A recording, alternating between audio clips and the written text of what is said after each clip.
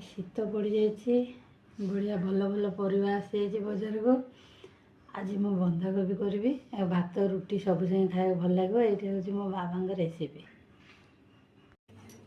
आ रसुण कंचा लंका शुखला लंका तेल लुण हलदी तेल देइछि गरम हो गले मु शुखला लंका फुटेबी तेल गरम हो शुखला लंका देवी एका सागर रसुण और कंचा लंका देवी आम रसुण टाक बेसी भाजबानी जस्ट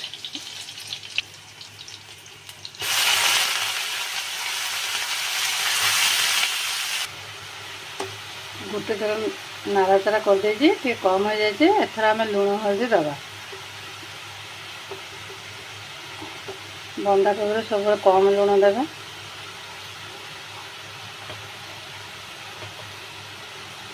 हलदी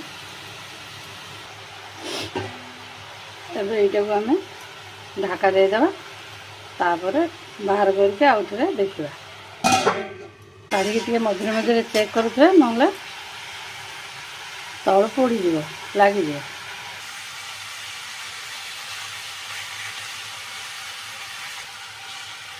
कोबी पानी मरिया आम एमती करदे पानी मरीज बंधा कोबी रेसिपी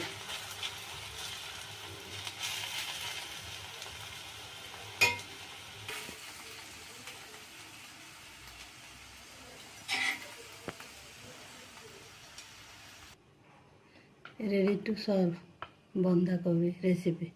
आगो भात रुटी परोटा सब संगे खाई पारे। Thank you.